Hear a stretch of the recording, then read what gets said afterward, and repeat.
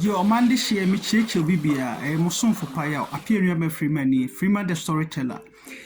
Amanda share nene da edi kind out de shemia, subscribe me YouTube channel na mami. Freeman the storyteller, and I may walk another channel so as a woman on a now pursue see down Ghana and also your friend Team Freeman Simple Homes. Amanda share, Medamasi. Ene day so masem Bema ya bunya Bema. Freeman the storyteller me de buy and say Onuadofo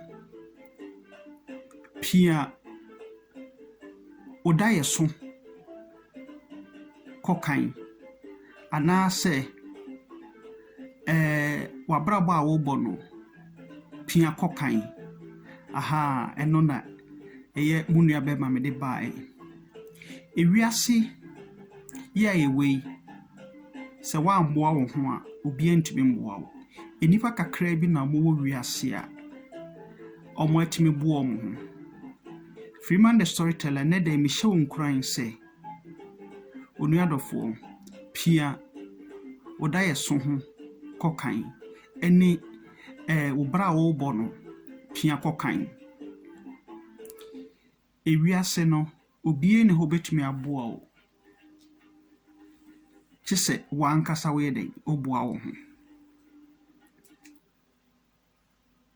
enti no bomodian ne se wabrabo a wo bono wankasa ubepia akokan de wo ye bia no eno ane se ubeye ni yie Onuadofo mi hye nkran se obra wo bono pia kokan na abrabo ne bo enafom nenso no wo hye osapo modin a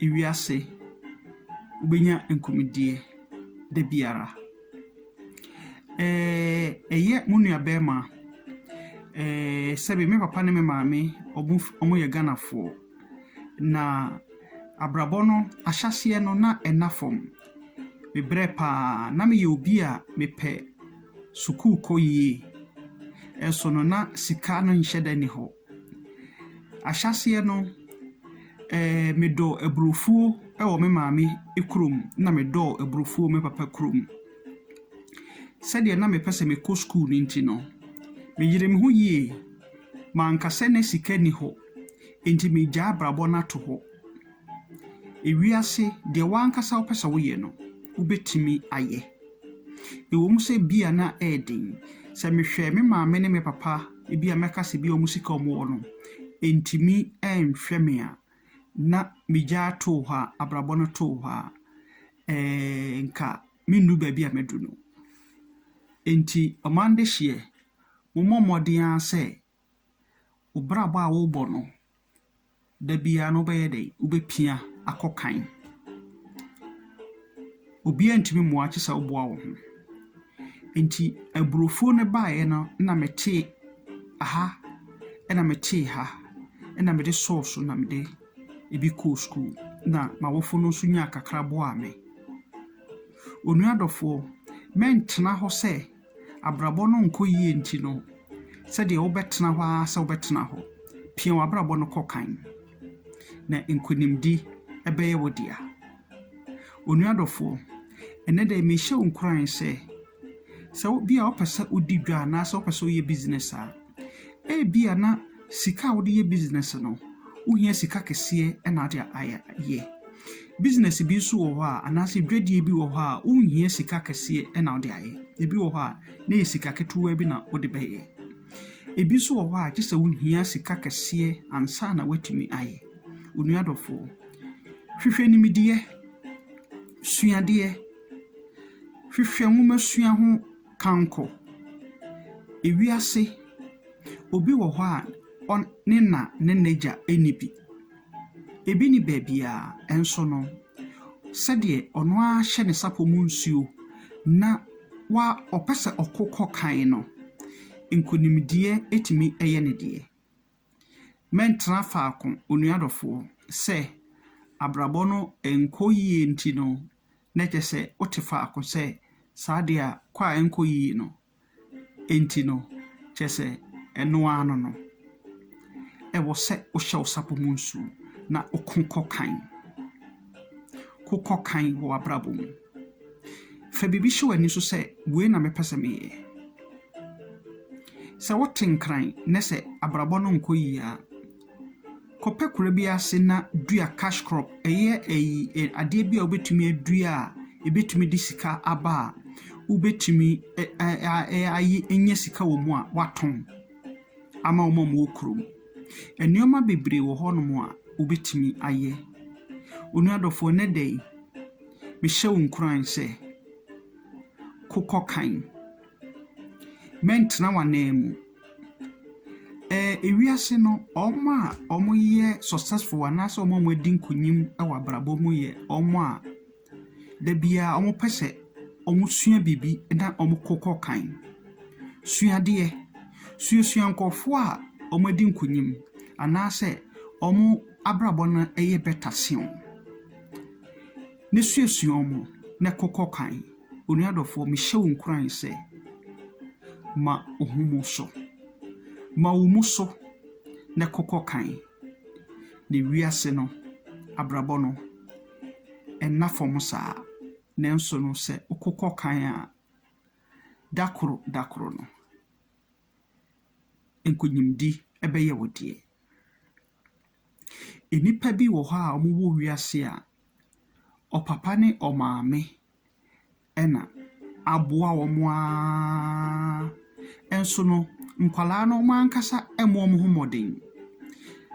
Na sɛbi ɔna ne agya efiri mu a na afei na nkwalaa no ɔmo brɛ.